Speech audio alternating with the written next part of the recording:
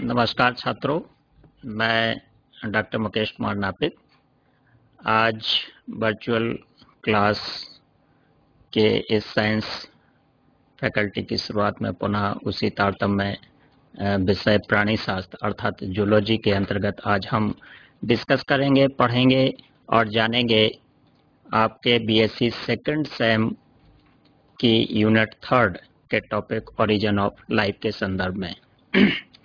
हालांकि पहले भी हम इस विषय में चर्चा किए हैं, लेकिन कुछ स्टेप्स उसके बहुत डिटेल में हम एक्सप्लेन नहीं कर पाए थे और पुनः हमें ये अवसर डिस्कस करने का मिला है।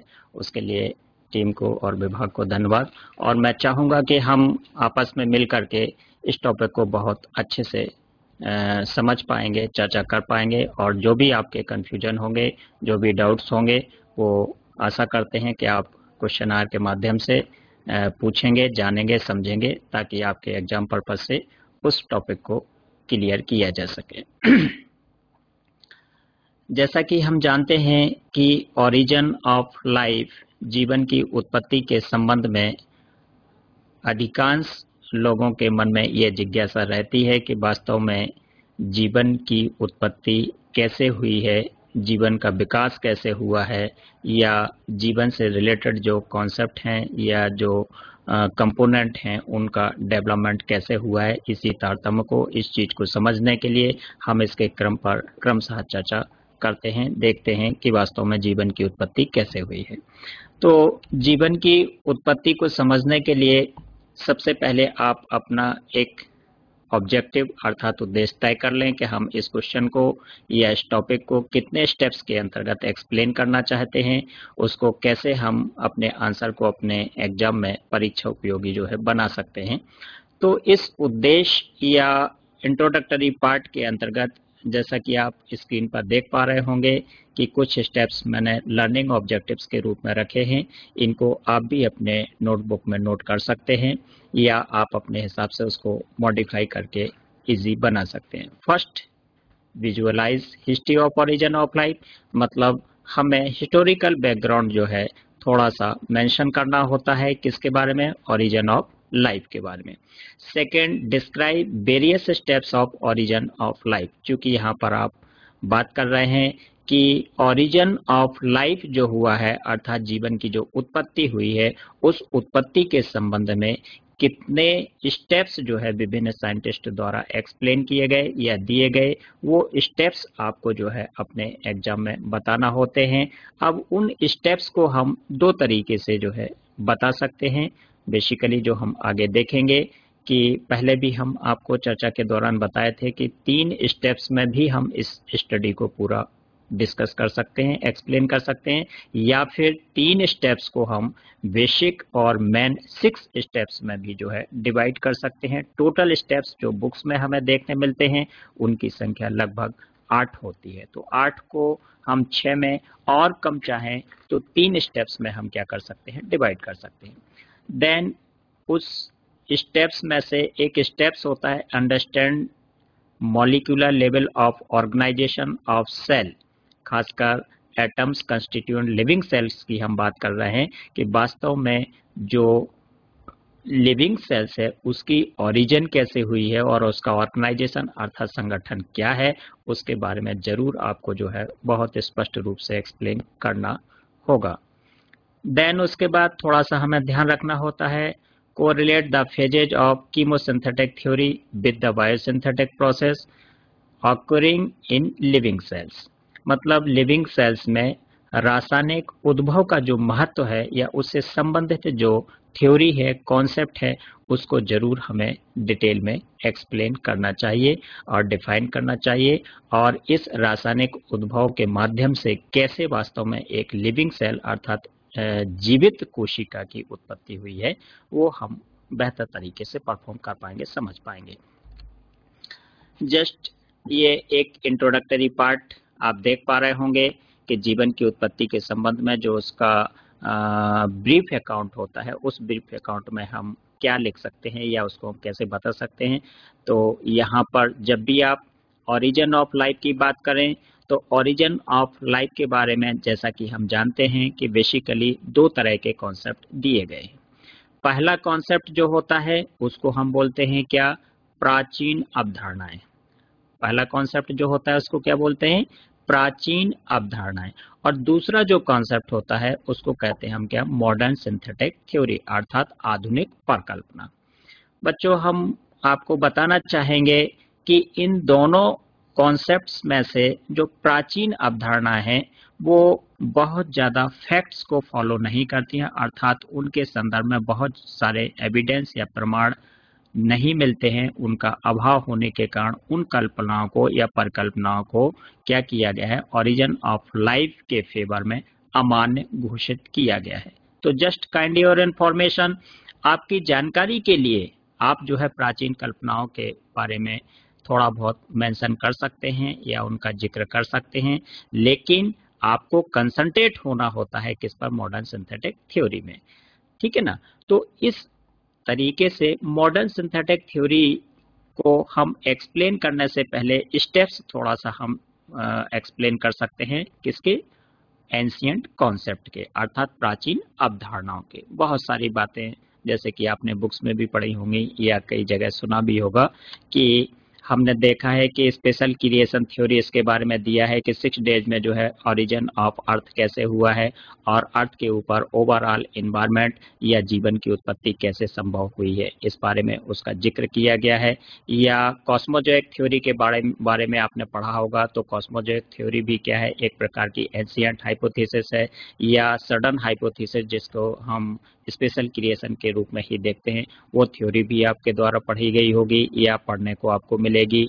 इसके अलावा बायोजेनेसिस, बेसिकली जो मेन और इम्पॉर्टेंट पार्ट है बायोजेनेसिस कॉन्सेप्ट भी आपने देखा होगा। लेकिन स्पेशल क्रिएशन या अदर टाइप्स की जितनी भी थ्योरी हमें देखने मिलती है वो सारी की सारी आधारित होती हैं, बेस्ड होती हैं किस पर, एबायोजेनेसिस से। तो दो तरह की बातें अपन यहाँ कर रहे हैं। एक क्या कर रहे हैं कि जीवन की उत्पत्ति के संबंध में प्राचीन कल्पनाएं दी गई हैं, और दूसरा शब्द हम क्या देख रहे हैं कि जीवन की उत्पत्ति के बारे में आधुनिक परिकल्पनाएं या परिकल्पना दी गई है। प्राचीन परिकल्पनाएं जो हैं वो पूर्ण रूप से आधारित हैं किन पर, किस पर आधारित हैं, क्या ध्यान हमें रखना होता है, वो सारी की सारी परिकल्पनाएं आधारित हैं किस पर, एबायोजेनेसिस पर। एबायोजेनेसिस का मतलब क्या हुआ कि अजीवित जीवों से जीवन की उत्पत्ति कैसे हुई है। ये एक सेंटेंस हम पढ़ते थे, अजीबात जीवोत्पत्ति सिद्धांत, अजीबात जीवोत्पत्ति सिद्धांत। इस सेंटेंस को एक्सप्लेन करने के लिए जितनी थ्योरी या जितने कॉन्सेप्ट या हाइपोथेसिस प्रपोज्ड किए गए हैं, प्रतिपादित किए गए हैं, वो सारे के सारे आते हैं किसमें, एंशिएंट अर्थात प्राचीन परिकल्पनाओं में। पहली चीज, चाहे हम स्पोलेंजनी एक्सपेरिमेंट की बात करें, चाहे लुई पास्चर एक्सपेरिमेंट की बात करें या फ्रांसिस्को रेड्डी एक्सपेरिमेंट की बात करें, ये सारे के सारे जो है बेस्ड हैं, आधारित हैं किस पर, प्राचीन परिकल्पनाओं पर। ठीक है ना। तो हालांकि आपको प्राचीन परिकल्पनाओं को बहुत ज्यादा एक्सप्लेन नहीं करना है, दैट इज सफिशिएंट। इतना मुझे लगता है कि पर्याप्त होगा कि आप सिर्फ इतना बताएं कि प्राचीन परिकल्पनाएं आधारित हैं किस पर, एबायोजेनेसिस पर। क्या शब्द याद रखना है, एबायोजेनेसिस पर, अर्थात अजीवित पदार्थों से जीवित की उत्पत्ति हुई है। और मेन जो पार्ट आपका है वो है बायोजेनेसिस, मतलब जीवित पदार्थ से जीवन की उत्पत्ति कैसे हुई है, अर्थात जीवात जीवोत्पत्ति सिद्धांत जिसको कहा गया है। और इस पर आधारित है अपना क्या, मॉडर्न कॉन्सेप्ट, अर्थात मॉडर्न कॉन्सेप्ट या हाइपोथेसिस शब्द उसको कह सकते हैं। तो इसके बारे में अपन देखते हैं कि वास्तव में जीवन की उत्पत्ति के संबंध में जो आधुनिक परिकल्पना दी गई है, वो आधुनिक परिकल्पना को हम क्रम से स्टेप बाय स्टेप कितने पदों में या चरणों में देख सकते हैं या एक्सप्लेन कर सकते हैं। इन चरणों के अंतर्गत सबसे पहला स्टेप्स या चरण हमारा जो है या रहता है, वो रहता है क्या, ओपेरॉन कॉन्सेप्ट के अंतर्गत सबसे पहला रहता है क्या, अपना origin of earth. Origin of earth से तात्पर्य क्या हुआ कि पृथ्वी की उत्पत्ति कैसे हुई है। ये ओपेरॉन का विचार है कि वास्तव में जीवन की उत्पत्ति जो हुई है वो कैसे हुई है, और जीवन की उत्पत्ति का पहला जो स्टेप्स है ओरिजिन ऑफ अर्थ, अर्थात पृथ्वी का उद्भव या विकास, वो कैसे हुआ है उसको देखते हैं। तो फर्स्ट स्टेप यहाँ अपन लेते हैं स्टेजेज ऑफ कीमोसिंथेसिस के अंतर्गत, अर्थात रासायनिक उद्भव के अंतर्गत या जीवन की उत्पत्ति के अंतर्गत। पहला पार्ट जो कि अपन देख पा रहे हैं, डिस्कस करेंगे इसके बारे में, पृथ्वी की उत्पत्ति। जब भी पहला स्टेप्स आता है अर्थात पृथ्वी की उत्पत्ति की बात आती है, तो बच्चों मैं आपको बताना चाहूंगा कि आपको दो चीजें ध्यान रखना है। जीवन की उत्पत्ति के पहले स्टेप्स अर्थात ओरिजिन ऑफ अर्थ के बारे में दो शब्द ध्यान रखना है। पहला शब्द ध्यान रखना है आपको प्लैनेट्स स्मिल थ्योरी। पहला शब्द क्या याद रखोगे, नोट कर सकते हैं आप। प्लैनेट माने होता है ग्रह, ग्रहों की जो उत्पत्ति है प्लैनेट्स। स्मिल थ्योरी आपको याद रखना है। और दूसरा शब्द याद रखना है आपको नेब्यूलर हाइपोथीसिस। Nebular hypothesis. तो प्लैनेट्स स्मिल थ्योरी का मतलब क्या हुआ, इस थ्योरी के अनुसार क्या कहा गया है कि इस थ्योरी के अनुसार बताया गया है कि वास्तव में पृथ्वी की जो उत्पत्ति हुई है वो कंडेंसेशन के माध्यम से हुई है। अर्थात ऐसा बताया गया है कि जो संपूर्ण ब्रह्मांड था, उस ब्रह्मांड के अंदर विभिन्न प्रकार के जो स्मॉल मॉलिक्यूल थे या एनर्जेटिक पार्टिकल थे, उनके एसोसिएशन से क्या हुआ है, एक लार्ज अर्थात अधिक ऊर्जावान मॉलिक्यूल की क्या हुई है, ओरिजिन हुई है। और इस ओरिजिन के माध्यम से उसमें क्या हुआ है, अर्थ का विकास हुआ है। लेकिन इसके बारे में बहुत सारे एविडेंस नहीं मिलते हैं। दूसरा ये भी कहा गया है प्लैनेट्स हाइपोथेसिस के अंतर्गत, दूसरा जो स्टेटमेंट दिया गया है, एविडेंस दिया गया है, वो क्या बताता है कि इस समय ओरिजिन ऑफ अर्थ के दौरान अर्थ को एक्चुअल जो एनर्जी है वो सन के माध्यम से डायरेक्ट प्राप्त होती थी। अर्थात सन से रिलीज होने वाली जो यूवी रेजेस थे, अल्ट्रावायलेट रेजेस थी, वो मेन सोर्स थे, मुख्य स्रोत थे किसके, ऊर्जा के। और उस ऊर्जा से क्या हुआ है, विभिन्न प्लांट और एनिमल अर्थात ऑर्गेनिज्म सेल की क्या हुई है, ओरिजिन हुई है। देन इसके बारे में इससे ज्यादा और कुछ एक्सप्लेन करने की आवश्यकता मुझे लगता नहीं है।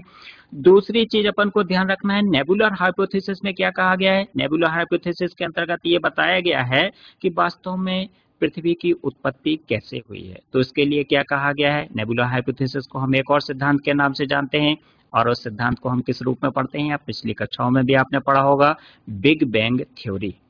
क्या नाम पढ़ा होगा या सुना होगा, बिग बैंग थ्योरी। अब ये बिग बैंग थ्योरी क्या है, इसको हम कैसे एक्सप्लेन कर सकते हैं। अगर इस सिद्धांत को एक्सप्लेन करना है तो कैसे बताएंगे कि इस सिद्धांत के अनुसार कहा गया है कि संपूर्ण ब्रह्मांड जो है वो जलता हुआ आग का एक पिंड था। संपूर्ण ब्रह्मांड आज से 4.5 मिलियन ईयर एगो की बात कर रहे हैं, या ये सिद्धांत जो है उस समय की बात कर रहा है कि आज से 450 करोड़ वर्ष पूर्व क्या था, पूरा ब्रह्मांड जलता हुआ आग का क्या था, एक पिंड था, गोला था। और उस गोले के केंद्र में, उस गोले के केंद्र में हैवी मेटल्स के एसोसिएशन से ऊर्जा का क्या हुआ, संचय हुआ। जब ऊर्जा संचित होती रही और ऊर्जा की मात्रा अधिक हो गई, तो उस जलते हुए आग के पिंड में एक समय क्या हुआ, एक बहुत बड़ा ब्लास्ट हुआ। और उस ब्लास्ट को नाम दिया गया क्या, बिग बैंग। उस ब्लास्ट को क्या नाम दिया गया बच्चों, बिग बैंग नाम दिया गया। और उस बिग बैंग नामक जो है ब्लास्ट के कारण क्या हुआ है, पूरा ब्रह्मांड रूपी जलता हुआ आग का जो पिंड था वो अनेक छोटे छोटे टुकड़ों में क्या हो गया, टूट गया। और ये टूटे हुए छोटे बड़े जो टुकड़े थे उनको ही नाम दिया गया है क्या, क्रमशः नाम दिया गया, ग्रह, उपग्रह, नक्षत्र, तारे, सितारे, उल्कापिंड, निहारिका, या जो भी हम ये शब्द पढ़ते हैं या हम अपने सोलर फैमिली के अंतर्गत पढ़ते हैं, तो ये सारी चीजों की ओरिजिन हुई है किसके माध्यम से, बिग बैंग ब्लास्ट के माध्यम से। जब ये ग्रह, उपग्रह, नक्षत्र, तारे, सितारे निर्मित हो गए, तो इस ग्रह उपग्रह के अंतर्गत हम देखते हैं कि सोलर फैमिली के अंतर्गत जो स्टार के रूप में सन होता है, सन से क्रमशः एक निश्चित दूरी पर बहुत सारे ग्रह क्या होते हैं, स्थित होते हैं, जिनको हम बुध, शुक्र, मंगल या पृथ्वी, बृहस्पति, शनि, अरुण, वरुण और यम के रूप में स्टडी करते हैं। क्योंकि यहाँ पर अपन को बाकी ग्रहों से कोई संबंध नहीं है, उसके बारे में बहुत ज्यादा एक्सप्लेन करने की आवश्यकता नहीं है। आपको कंसंट्रेट होना है किस पर, पृथ्वी पर, अर्थ पर। तो बिग बैंग के माध्यम से जनरेट हुई इस अर्थ की जो दूरी थी, जो डिस्टेंस थी, वो ना तो सन के बहुत करीब थी और ना ही सन अर्थात सूर्य से बहुत ज्यादा दूर थी। इस कारण से ऐसा बताया गया है या कहा जाता है कि सूर्य से एक निश्चित दूरी पर पृथ्वी के स्थित होने पर या स्टेबलिश हो जाने पर सन से पहुंचने वाली जो एनर्जी है वो पर्याप्त मात्रा में रही है, वहां पर हाई टेम्परेचर नहीं रहा है और हाई कोल्ड नहीं रहा है, अर्थात अर्थ पर सम ट्रॉपिकल अर्थात सम शीतोष्ण वातावरण उपलब्ध रहा या डेवलप हुआ, विकसित हुआ।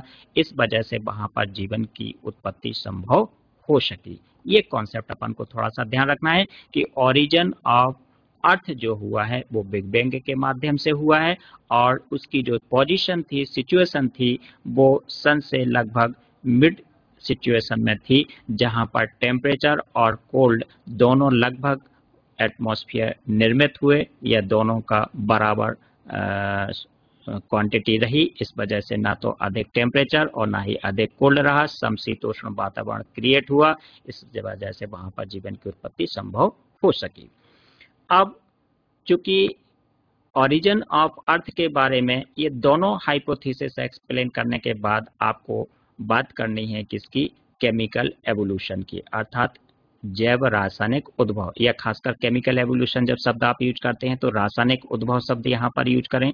तो केमिकल एवोल्यूशन के अंतर्गत भी हमें क्या करना है कि पृथ्वी की जब उत्पत्ति हो गई तो उस पृथ्वी पर क्रमशः रासायनिक पदार्थों का निर्माण कैसे हुआ, प्रिमिटिव एटमॉस्फेयर भी कैसे निर्मित हुआ अर्थ के ऊपर, और उस प्रिमिटिव एटमॉस्फेयर में जो है रासायनिक उद्भव क्रमशः कैसे हुआ। जैसा कि हम जानते हैं, आप लोगों ने भी पढ़ा होगा या कहीं सुना भी होगा, नहीं तो हम पढ़ते भी हैं कि क्रमशः सरल अणुओं से क्या हुआ है, जटिल अणुओं का निर्माण हुआ है। हम अपने जियोलॉजी में या साइंस में बेसिकली ऐसा सुनते हैं, जानते हैं या डिस्कस करते हैं, पढ़ते हैं कि सरल अणुओं से क्या हुआ है, जटिल अणुओं का निर्माण हुआ है। जब जीवन की उत्पत्ति की हम बात करते हैं तो उसमें भी हम देखेंगे कि देखिए, हम जूलॉजी के अंतर्गत जब बात करते हैं तो एक माइक्रोस्कोपिक एनिमल से किस तरह से एक कॉम्प्लिकेटेड एनिमल अर्थात ह्यूमन बीइंग की ओरिजिन हुई है, वही सीक्वेंस हमें याद रखना है, ध्यान रखना है।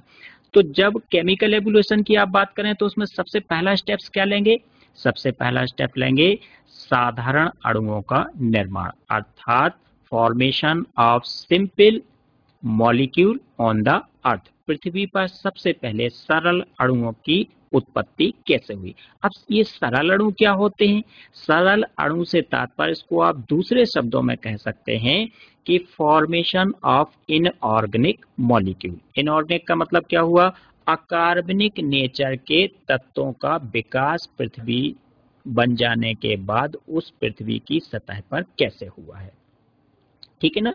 तो पहले आप क्या बताएंगे, पृथ्वी की सतह पर, बाह्य सतह पर, मिड पर या मिड कोर में नहीं, ना कि उसके जो है अपन को इनर कोर की बात करना है, सिर्फ आउटर सरफेस की बात करना है कि पृथ्वी की बाह्य सतह पर एक्चुअल में अकार्बनिक तत्वों का अर्थात सरल अणुओं का उद्भव कैसे हुआ। इसको आप कैसे एक्सप्लेन करेंगे, इसको एक्सप्लेन करने के लिए तीन शब्द आपको याद रखना होंगे, पृथ्वी की आंतरिक सतह, मध्य सतह और बाह्य सतह। और इन तीन शब्दों में क्या याद रखोगे कि आंतरिक सतह में सबसे जो हैवी मेटल्स थी, जिनका एटॉमिक वेट सबसे हाई होता है या ज्यादा होता है, हैवी मेटल्स जिनको अपन कहते हैं, चाहे वो आयरन की बात करें या अदर हैवी मेटल्स की बात करें, तो पृथ्वी के केंद्र में या आंतरिक सतह में क्या रही, हैवी मेटल्स। उससे कम एटॉमिक वेट वाली या लो मॉलिक्यूलर वेट वाली जो मेटल्स हैं वो पृथ्वी की मध्य सतह में रही, और सबसे कम वेट वाली जो वो धातुएं रही या एलिमेंट्स रहे वो कहां पर रहे, पृथ्वी की आउटर सरफेस पर है। लो वेटेड जैसे अपन क्या कह सकते हैं, हाइड्रोजन हुआ, हीलियम हुआ, ऑक्सीजन हुआ, नाइट्रोजन हुआ, XYZ, इस तरह की लो वेटेड मॉलिक्यूल जो हैं वो आउटर सरफेस पर क्या हुए, ओरिजिनेट हुए। ये ओरिजिनेट कैसे हुए, हम जब साइंस में अपना सीक्वेंस पढ़ते हैं तो कैसे पढ़ते हैं कि परमाणु या न्यूट्रॉन, प्रोटॉन, इलेक्ट्रॉन जो हुए हैं वो सबसे पहले जनरेट हुए, उसके पहले का भी विकास है। नैनो टेक्नोलॉजी के अंतर्गत जब हम देखते हैं तो उसके अंदर आपको नहीं जाना है, लेकिन इतना जरूर याद रखना है कि जैसा कि हम देखते हैं कि इलेक्ट्रॉन, प्रोटॉन, न्यूट्रॉन मिल करके क्या करते हैं, फॉर्म करते हैं या बनाते हैं, किसको बनाते हैं, परमाणु को। और परमाणु जो होते हैं वो आपस में मिलकर के क्या बनाते हैं, अणु को बनाते हैं। आप अपने आंसर में इस तरह की चीज रखें। जब भी आप क्या है एक्सप्लेन या फॉर्मेशन ऑफ इनऑर्गेनिक एलिमेंट की बात करें तो ऐसे डैश करके शो करते जाएं, बताते जाएं कि परमाणुओं के एसोसिएशन से अणुओं की उत्पत्ति हुई और अणुओं के आपस में मिलने से क्या बने हैं, तत्व बने हैं, और तत्वों के आपस में मिलने से किसका निर्माण हुआ है, यौगिक का। और जब यौगिक बने तो उनका मिक्सचर होने से, मिश्रण होने से क्रमशः क्या हुआ है, मिश्रण, अर्थात मिश्रण के रूप में किसकी, मैटर अर्थात पदार्थ की क्या हुई है, उत्पत्ति हुई। और पदार्थ जो होता है वो बेसिकली हम पढ़ते आए हैं कि कितनी अवस्थाओं में होता है, 3 अवस्थाओं में देखते हैं हम, ठोस, द्रव और गैस। आज एक और अवस्था देखने को मिलती है जिसे हम प्लाज्मा स्टेट करते हैं। तो इन 3 अवस्थाओं के अलावा चौथी अवस्था को भी हम मेंशन कर सकते हैं कि जो वस्तु या थिंग्स निर्मित हुई है या पदार्थ निर्मित हुआ है वो इन 3 या 4 अवस्थाओं के अंतर्गत क्या हुआ है, बना है। अब जब ये पदार्थ बन गया तो पदार्थ फॉर्म होने के साथ साथ पृथ्वी की आउटर सरफेस पर अकार्बनिक तत्वों का अर्थात एलिमेंट का क्या हुआ, फॉर्मेशन हुआ। एलिमेंट चाहे हाइड्रोजन हो, नाइट्रोजन हो, ऑक्सीजन हो या हीलियम हो या सोडियम, पोटेशियम, कैल्शियम, किसी भी एलिमेंट की बात करें, ये क्या हो गए, निर्मित हो गए। जब अकार्बनिक तत्व निर्मित हो गए या इनका विकास हो गया तो इनका आपस में क्या हुआ, एसोसिएशन हुआ। योगात्मक क्रियाओं के माध्यम से यौगिक के रूप में ये बनना शुरू हुए। और जब यौगिक के रूप में बनना शुरू हुए तो H मॉलिक्यूल H से जुड़ा तो क्या हो गया, H2 बन गया, या O ऑक्सीजन का एक मॉलिक्यूल दूसरे ऑक्सीजन से जुड़ा तो क्या हो गया, O2 का फॉर्मेशन हो गया, N2 बनने लगा। इस तरह से क्या होगा, लिक्विड या सॉलिड के अलावा गैसियस फॉर्म में गैसों का क्या हुआ, निर्माण होना शुरू हो गया। इसके अलावा जो छोटे छोटे और भी मॉलिक्यूल हुए उनका भी क्या है, या डिफरेंट टाइप के मॉलिक्यूल या एलिमेंट आपस में एसोसिएट हुए तो organic molecule, simple organic molecule का फॉर्मेशन भी यहाँ से क्या हुआ, स्टार्ट या आरंभ हुआ। कैसे कह सकते हैं कि जब कार्बन 4 हाइड्रोजन मॉलिक्यूल से क्रिया करेगा, या हम ऐसा कह सकते हैं कि C+4H तो इजिकल टू जो है हमारा क्या बन जाता है, CH4 बन जाता है, या NH4 बन जाता है, या NH2 बन जाता है, या CH2 बन जाता है, या CH3 बन जाता है। तो नंबर ऑफ हाइड्रोजन का कार्बन या नाइट्रोजन के एसोसिएशन से क्रमशः छोटे प्रकार के कार्बनिक अणुओं का क्या हुआ, निर्माण हुआ। तो सिंपल इनऑर्गेनिक मॉलिक्यूल का विकास हुआ और सिंपल इनऑर्गेनिक मॉलिक्यूल से किसकी ओरिजिन शुरू हुई, साधारण कार्बनिक अणुओं की। तो सेकंड स्टेप जो आप देख पा रहे होंगे कि साधारण अणुओं का निर्माण, जिसमें आपको जिक्र करना है, वर्णन करना है किसका, अकार्बनिक तत्वों की उत्पत्ति का, या फॉर्मेशन ऑफ इनऑर्गेनिक एलिमेंट। जब फॉर्मेशन और इनऑर्गेनिक एलिमेंट हो गया या कंप्लीट हो जाता है तो इन इनऑर्गेनिक एलिमेंट के एसोसिएशन से सिंपल या साधारण प्रकार के कार्बनिक अणुओं का निर्माण कैसे हुआ है वो आपको एक्सप्लेन करना है। अब सरल कार्बनिक अणुओं से जटिल प्रकार के कार्बनिक अणुओं का निर्माण कैसे हो। जटिल प्रकार के कार्बनिक अणु आप किसको कहोगे, मतलब अभी तो हम किसको देख रहे थे, सिंपल ऑर्गेनिक मॉलिक्यूल के अंतर्गत, जैसे मेथेन आपने जिक्र किया कि CH4 है, NH3 है, या NH4 है, या CH2 है, या CH3 एथिल अल्कोहल, कोई भी शब्द ऐसा, इनको किसके अंतर्गत देख रहे हैं आप, सिंपल ऑर्गेनिक मॉलिक्यूल। अब ये सिंपल ऑर्गेनिक मॉलिक्यूल आगे चल करके जटिल ऑर्गेनिक मॉलिक्यूल का फॉर्मेशन कैसे करते हैं। तो जटिल मॉलिक्यूल में हम किसको देखते हैं, खासकर इसमें जैसे हम ये देख लें कि कार्बन, हाइड्रोजन और ऑक्सीजन 3 तरह के अगर एलिमेंट आपस में एसोसिएट होते हैं तो क्या होता है, सैकराइड मॉलिक्यूल का निर्माण होता है। सैकराइड किसको कहते हैं अपन, कार्बोहाइड्रेट को। अब कार्बोहाइड्रेट में सबसे पहले क्या बनते हैं, सिंपल कार्बोहाइड्रेट, फिर क्या बनते हैं, या उनको हम क्या कह सकते हैं, मोनोसैकराइड कह सकते हैं। मोनोसैकराइड से क्या बनते हैं, डाइसैकराइड, डाइसैकराइड से क्या बनते हैं, पॉलीसैकराइड बनते हैं। तो ये क्रम आपको ध्यान रखना है कि मोनोसैकराइड में और थोड़ा सा अगर आप बता सकें तो मोनास शुगर क्या है, बायोस शुगर क्या है, ट्रायोस शुगर क्या है, टेट्रोस शुगर क्या है, पेंटोस शुगर क्या है, हेक्सोस शुगर क्या है, ये क्रमशः क्या हुआ है, मतलब नंबर ऑफ कार्बन के अनुसार शुगर अर्थात सैकराइड मॉलिक्यूल का भी नोमेनक्लेचर हुआ। मोनास शुगर जिसमें नंबर ऑफ कार्बन 1 हो, बायो शुगर जिसमें नंबर ऑफ कार्बन 2 हो, ट्रायो शुगर जिसमें नंबर ऑफ कार्बन 3 हो, tetrose, pentose, hexose, hexose sugar in the sense क्या हुआ, नंबर ऑफ कार्बन की संख्या कितनी होना चाहिए, 6 होना चाहिए। अब हेक्सोस शुगर जो है वो भी कई वैरायटी में क्या हुआ, जनरेट हुआ। वैरायटी कैसे कह सकते हैं उसको, कि है तो ये मोनोसेक्राइड लेकिन नंबर ऑफ कार्बन कितने हैं, 6 हैं। 6 होने के कारण उसमें हेक्सोस शुगर में हम स्टडी करते हैं, पढ़ते हैं या सुनते हैं, क्या सुनते हैं अपन, ग्लूकोज, फ्रक्टोज, गैलेक्टोज। देखिए सभी का अगर हम मॉलिक्यूलर फार्मूला देखें तो क्या होता है, C6H12O6 होता है। क्या होता है, C6H12O6 होता है, ठीक है ना। तो इसका जो एल्किल ग्रुप होता है वो तो समान होता है, लेकिन इसका जो फंक्शनल ग्रुप होता है, क्रियात्मक समूह होता है, वो तीनों का क्या होता है, भिन्न होता है। अर्थात इससे जुड़ने वाला जो क्रियात्मक समूह है, आप केमिस्ट्री में पढ़ते होंगे, तो क्रियात्मक समूह में क्या देखते हैं कि ग्लूकोज में क्या होता है, CHO ग्रुप होता है, अर्थात एल्डेहाइड ग्रुप होता है। C6H12O6 मॉलिक्यूलर स्ट्रक्चर में क्या देखते हैं हम कि ग्लूकोज में क्या होता है, CHO ग्रुप होता है। जबकि फ्रक्टोज में क्या होता है, C डबल बॉन्ड O, जिसको हम देखते हैं कीटो ग्रुप अर्थात कीटोन ग्रुप होता है। जबकि गैलेक्टोज में क्या होता है, CHO और CO दोनों ही क्या होते रहते हैं, एक्सचेंज होते रहते हैं, अर्थात दोनों ग्रुप के होने की उसमें संभावना बनी रहती है।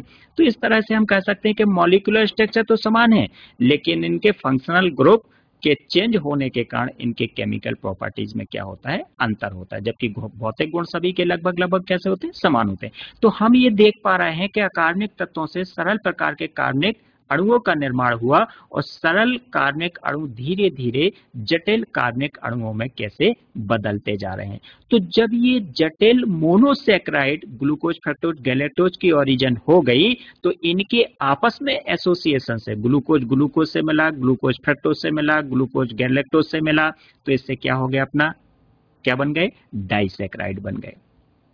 डाइसेक्राइड में चाहे आप बात जो है सुक्रोज की करें, माल्टोज की करें या गैलेक्टोज की करें, तो डाइसेक्राइड बन गए।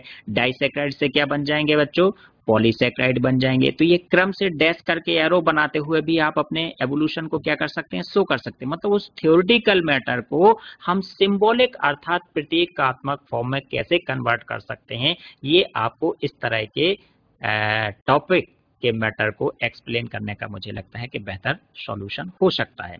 तो पॉलीसेक्राइड में भी आप चाहें तो फिर से उसको इंडिकेट कर दें, होमोपॉलीसेक्राइड और हेटेरोपॉलीसेक्राइड। अगर हम होमोपॉलीसेक्राइड की बात कर रहे हैं तो प्लांट होमोपॉलीसेक्राइड और एनिमल होमोपॉलीसेक्राइड, इस तरह से एग्जाम्पल देते जाएं कि किस तरह से प्लांट सेक्राइड की या पॉलीसेक्राइड की हम बात करें तो एक एग्जाम्पल के रूप में जैसे आपने सेलुलोज दे दिया, दूसरे एग्जाम्पल के रूप में एनिमल के रूप में ग्लाइकोजन दे दिया। तो इस तरह से सिंपल ऑर्गेनिक मॉलिक्यूल से क्या होता जा रहा है, कॉम्प्लिकेटेड मॉलिक्यूल की ओरिजिन होती जा रही है या ये ओरिजिनेट हुए हैं। ऐसे ही हम बात कर सकते हैं किसमें, प्रोटीन में। देखिए जो उसकी बेसिक यूनिट होती है वो क्या होती है, एमिनो एसिड। एमिनो एसिड के एसोसिएशन से कैसे जो है क्या होता है, पेप्टाइड बॉन्डिंग के माध्यम से हम देखते हैं कि फिजियोलॉजी ऑफ डाइजेशन में कई शब्द आपने पढ़े होंगे, मोनोपेप्टाइड, डाइपेप्टाइड, ट्राइपेप्टाइड या पेप्टोन, प्रोटीएज, प्रोटीएज के बाद प्रोटीन मॉलिक्यूल्स। तो इस तरह से ये प्रोटीन मॉलिक्यूल की भी क्या हुए, उत्पत्ति हुई। अर्थात सरल अणु जब आपस में जुड़ते गए तो जटिल अणुओं का क्या होता गया, विकास हो गया पेप्टाइड बॉन्ड के माध्यम से। अब जो प्रोटीन मॉलिक्यूल बना है उस प्रोटीन मॉलिक्यूल में भी हम क्या पढ़ते हैं कि कई तरह के शब्द देखते हैं, प्राइमरी प्रोटीन, सेकेंडरी प्रोटीन या टर्सरी प्रोटीन स्ट्रक्चर देखा होगा। चाहे हम अल्फा सीट की बात करें या बीटा सीट की बात करें, या हम primary protein, secondary protein, tertiary या क्वाटरनरी प्रोटीन के अलावा सिंपल प्रोटीन की बात करें, कंजुगेटेड प्रोटीन की बात करें या derived form of the protein की बात करें। Derivative forms of the protein में चाहे एंजाइम्स की बात करें या हार्मोन्स की बात करें, तो क्या देख पा रहे हैं हम कि सरल प्रकार के एमिनो एसिड के एसोसिएशन से कैसे क्रमशः प्रोटीन मॉलिक्यूल अर्थात जटिल अणु की ओरिजिन हुई है, उत्पत्ति हुई है। देन इसी तरह से लिपिड के बारे में भी हम बात कर सकते हैं, या फैट या कोलेस्ट्रॉल जो शब्द आप यूज करते हैं उसका भी क्या हुआ है, ओरिजिन हुआ है। जब ये कार्बोहाइड्रेट, प्रोटीन और लिपिड या फैट जैसे जटिल ऑर्गेनिक मॉलिक्यूल की ओरिजिन हो गई तो इनकी ओरिजिन के बाद क्या हुआ, इन सब में सक्रिय जो एलिमेंट्स के रूप में अर्थ की आउटर सरफेस पर है नाइट्रोजन मॉलिक्यूल।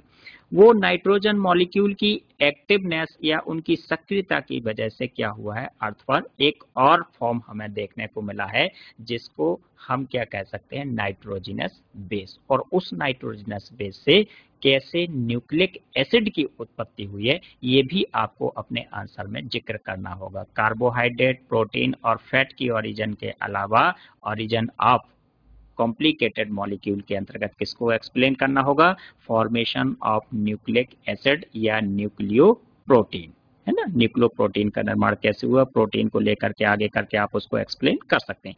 तो नाइट्रोजनस बेस जब आपस में एसोसिएट हुए तो किसका निर्माण हुआ, नाइट्रोजनस बेस पेयर। जो क्रम हम पढ़ते हैं डीएनए मॉलिक्यूल के स्ट्रक्चर के दौरान कि नाइट्रोजनस कंपाउंड जो है एसोसिएट होकर के नाइट्रोजनस बेस बने, नाइट्रोजनस बेस से क्या बना, नाइट्रोजनस बेस पेयर बने, और नाइट्रोजनस बेस पेयर से किसकी ओरिजिन हुई है, किसकी ओरिजिन हुई बच्चों, न्यूक्लियोसाइड की, न्यूक्लियोसाइड। और न्यूक्लियोसाइड से क्या ओरिजिनेट हुआ है, न्यूक्लियोटाइड। और ये न्यूक्लियोटाइड आफ्टर ओवरऑल एवोल्यूशन किस में कन्वर्ट हुआ, पॉलीन्यूक्लियोटाइड चेन में। और ये पॉलीन्यूक्लियोटाइड जो चेन बनी है जब वो सिंगल हेलिकल स्ट्रक्चर के रूप में रहती है तो उसको हम क्या बोलते हैं, आरएनए बोलते हैं। और जब वो डबल हेलिकल स्ट्रक्चर के रूप में होती है तो उसको हम क्या कहते हैं, डीएनए कहते हैं। इस तरह से डीएनए और आरएनए को सम्मिलित रूप से क्या कहा जाता है, न्यूक्लिक एसिड कहा जाता है। तो फॉर्मेशन ऑफ न्यूक्लियोप्रोटीन को आप कैसे बता सकते हैं, formation of nitrogenous base, nitrogenous base को डैश किया तो क्या हो गया, nitrogenous base pair, nitrogenous base pair को डैश किया तो क्या हो गया, न्यूक्लियोसाइड, न्यूक्लियोसाइड को एरो से इंडिकेट किया तो न्यूक्लियोटाइड, न्यूक्लियोटाइड के बाद क्या हो गया, पॉलीन्यूक्लियोटाइड, और पॉलीन्यूक्लियोटाइड को हमने 2 एरो के माध्यम से इंडिकेट किया तो एक और क्या बना अपना, सिंगल हेलिकल स्ट्रक्चर, जिसको क्या कहा अपन ने, आरएनए। और नीचे की तरफ हमने क्या इंडिकेट किया, डबल हेलिकल स्ट्रक्चर, और डैश करके क्या बताया अपन ने, डीएनए। और डीएनए और आरएनए को संयुक्त रूप से क्या लिख दिया अपन ने, nucleic acid. That is very most important component for the origin of life. जीवन की उत्पत्ति के लिए एक बहुत ही महत्वपूर्ण कंपोनेंट के रूप में इसको स्टडी किया जाता है, फॉर्मेशन ऑफ न्यूक्लियोप्रोटीन को। इनको आगे हम इस तरह से देख भी सकते हैं कुछ स्लाइड के माध्यम से।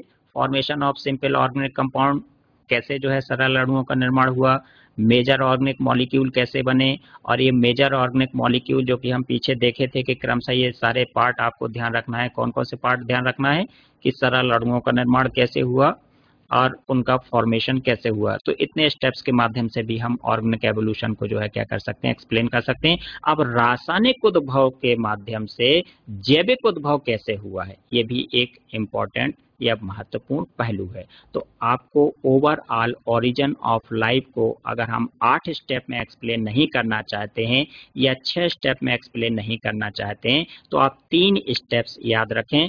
पहला याद रखें क्या, ओरिजिन ऑफ अर्थ। दूसरा याद रखें आप क्या, कीमोसिंथेसिस अर्थात ऑर्गेनिक एवोल्यूशन, जिसे हम कीमोजेनी कहते हैं। और तीसरा स्टेप याद रखें हम क्या, बायोजेनी या बायोलॉजिकल एवोल्यूशन। तो इस बायोलॉजिकल एवोल्यूशन के अंतर्गत अपन आगे देख सकते हैं, ये कुछ स्लाइड भी आप जो है देख लें कि प्रीमेटिव एटमॉस्फेयर कैसे बना है, ओशियन, अर्थ या इन सब चीज़ों का निर्माण कैसे हुआ, उसकी आउटर सरफेस पर अकार्बनिक जो इनऑर्गेनिक मॉलिक्यूल का फॉर्मेशन हुआ है वो कैसे हुआ है। इस तरह के डायग्राम या स्ट्रक्चर के माध्यम से उसको आप बता सकते हैं। नेक्स्ट स्लाइड में ऐसे हम देख सकते हैं कि outer surface of the earth पर जो मॉलिक्यूल एसोसिएशन हुआ है तो उस मॉलिक्यूल एसोसिएशन से जो हाइड्रोजन, ऑक्सीजन या नाइट्रोजन गैसों की उत्पत्ति हुई है। हाइड्रोजन का ऑक्सीजन के साथ एसोसिएशन होने से पानी का निर्माण हुआ, पानी वेपर के रूप में कन्वर्ट हुआ, एटमॉस्फेयर में गया, उसका कंडेंसेशन या संघनन हुआ, वो बूंद के रूप में फिर बारिश के रूप में पृथ्वी पर आया, पानी का बहाव हुआ, पानी के बहाव के कारण पृथ्वी की सतह पर क्या हुआ, कटाव हुए। कटाव मतलब जहां से बहना शुरू हुआ तो कुछ सतह जो है गहरी हो गई, कुछ ऊपर उठ गई। जो गहरी सतह बनी उसको हमने क्रमशः नदी, तालाब, झील, समुद्र या सागर या महासागर कहा, और उठे हुए भागों को हमने माउंटेनियस पार्ट अर्थात पहाड़ या पर्वत का नाम दिया।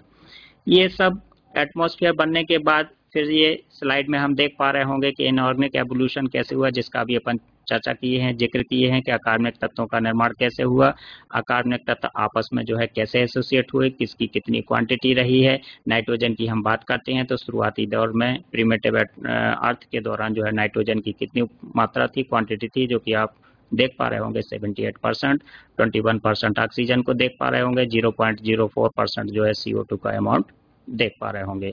ट्रेस एलिमेंट भी बहुत कम मात्रा में 0.03% के आसपास जो है हमें कई जगह देखने को मिलते हैं। इसके साथ ओरिजिन ऑफ लाइफ का ये इनऑर्गेनिक मॉलिक्यूल के फॉर्मेशन से ऑर्गेनिक मॉलिक्यूल कैसे बने हैं ये आप देख रहे होंगे। ओरिजिन ऑफ लाइफ का सेकंड स्टेप, थर्ड स्टेप जो है एसोसिएशन का, ये कैसे गैसेस एटमॉस्फेयर में जाकर के कंडेंस्ड होकर के नीचे आई, नीचे आने के बाद फिर कैसे पानी का बहाव हुआ उसको देखा। अब मेन इसी स्टेप्स के अंतर्गत ऑर्गेनिक एवोल्यूशन जो हुआ है वो कैसे हुआ है, इस तरह से मॉलिक्यूल्स आपस में जुड़े और ये मॉलिक्यूल आपस में जुड़ने के साथ साथ उनके बीच में जो रासायनिक क्रियाएं हुई, फोटोसिंथेसिस की क्रियाएं हुई, क्रमशः सरल कार्बनिक अणुओं से जटिल कार्बनिक अणुओं का क्या हुआ है, निर्माण हुआ है।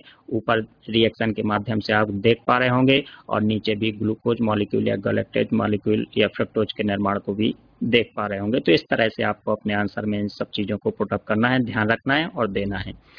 ओरिजिन ऑफ लाइफ के कुछ महत्वपूर्ण स्टेप्स ये हैं जो आप अपने डायग्राम के माध्यम से अपने एग्जाम में इन चीजों को क्या करें, मेंशन करें, बताएं कि फैटी एसिड क्या है, ग्लिसरॉल क्या है, एमिनो एसिड क्या है, सिंपल शुगर क्या है। और simple sugar in the sense जिसको हम ग्लूकोज यूनिट के रूप में देखते हैं, उससे डाइसैकाराइड या पॉलीसैकाराइड का फॉर्मेशन कैसे हुआ, फैटी एसिड या ग्लिसरॉल से कैसे जो है जटिल मॉलिक्यूल बने, एमिनो एसिड से कैसे प्रोटीन का निर्माण हुआ। ये देखने के बाद लास्ट में ओरिजिन ऑफ लाइफ के अंतर्गत जो हमारा या बायोलॉजिकल एवोल्यूशन है, जैविक विकास है, वो कैसे हुआ है उस पर आपको कंसंट्रेट होना है। और बायोलॉजिकल एवोल्यूशन में सबसे पहले कोएसरवेट का फॉर्मेशन कैसे हुआ है। कोएसरवेट के फॉर्मेशन के बारे में बताया जाता है कि जब ऑर्गेनिक एवोल्यूशन हो गया कंप्लीट और जटिल ऑर्गेनिक मॉलिक्यूल अर्थ पर बन गए, पानी के बहाव के साथ जब वो समुद्र में पहुंचे तो वहां पर कोलाइडियल सॉल्यूशन के रूप में क्या होते रहे, ये तैरते रहे और वो एक मेम्ब्रेन के रूप में क्या हो गए, इकट्ठे हो गए। और कोलाइडियल सॉल्यूशन के बाद वो मेम्ब्रेन से क्या हो गए, कवर्ड हो गए। कवर्ड होने के बाद उसको मोनोस्टेरॉन सेल कहा। मोनोस्टेरॉन सेल जो है डाइस्टेरॉन सेल में बदली। डाइस्टेरॉन सेल जो है वो आगे चल करके जब सी अर्थात समुद्र की सतह या किनारे सी शोर के पास आई तो लहरों के माध्यम से जमीन पर पहुंची और उसमें लिविंग और नॉन लिविंग पार्टिकल क्या हो गए, जनरेट हो गए, जिसको प्रोटोवायरस या वायरस का नाम दिया गया।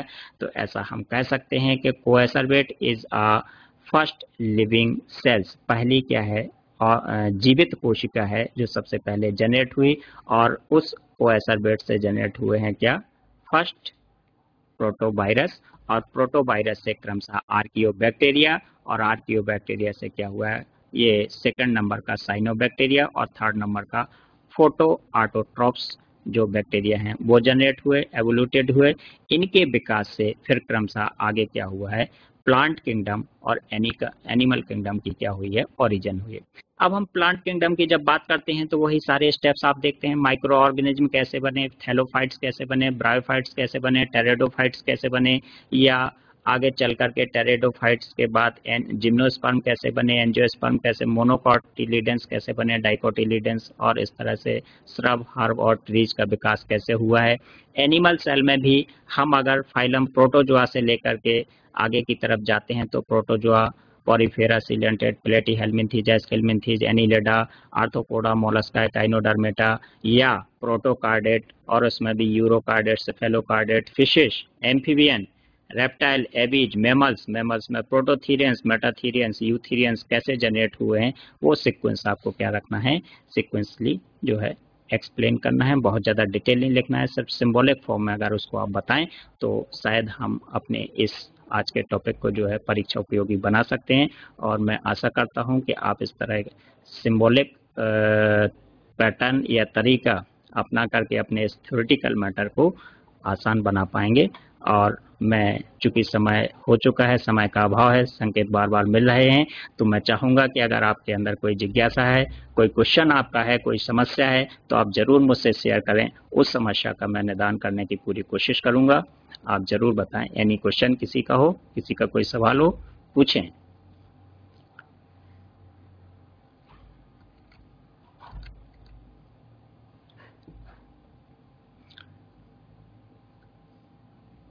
किसी के मन में किसी तरह का कोई क्वेश्चन टॉपिक से रिलेटेड अगर हो तो जरूर पूछें।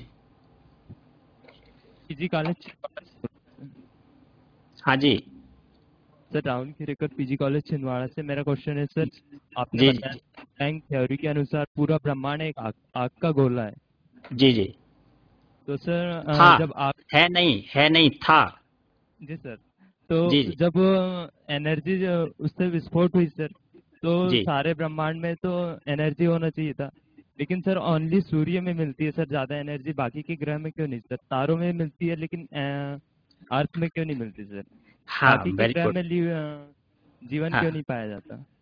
ठीक ठीक। देखिए, पहली चीज तो आपने ये पूछा कि जब पूरे जलते हुए आग के पिंड में विस्फोट हुआ, तो विस्फोट हुआ तो क्या होता है। एक छोटा सा एग्जाम्पल मैं आपको बताता हूं कि जब किसी कुएं में हम पत्थर या चट्टान तोड़ने के लिए सुरंग लगाते हैं, तो उसमें जब ब्लास्ट होता है तो क्या होता है कि कुछ भारी पत्थर होते हैं, कुछ उससे छोटे होते हैं, कुछ बहुत छोटे होते हैं, जो सबसे कम वेट वाले होते हैं वो कुएं से बाहर निकल जाते हैं। तो जो भारी हैवी वेटेड जो पार्टिकल रहा, जिसको हमने सन के रूप में ब्रह्मांड में स्टेब्लिश होते हुए देखा है, तो भारी पार्टिकल के अंदर ऊर्जा की मात्रा ज्यादा रही और उसमें कंडेंसेशन और हैवी मेटल्स की क्वांटिटी अधिक होने के कारण एनर्जी का सबसे ज्यादा प्रबल सोर्स जो है रहा है कौन? सन। पहली चीज। दूसरा क्वेश्चन आपने जो किया है, क्वेश्चन दूसरा क्या पूछा था जस्ट? ओनली सर पृथ्वी में लिविंग था। पृथ्वी पर सिर्फ जीवन क्यों है और दूसरे ग्रहों पर क्यों नहीं है? तो जैसा कि हम आम रूप से देखते आए हैं, पढ़ते आए हैं कि सूर्य के सबसे नजदीक हम देखते हैं किसको? बुध को। बुध के बाद शुक्र को देखते हैं और मंगल को देखते हैं।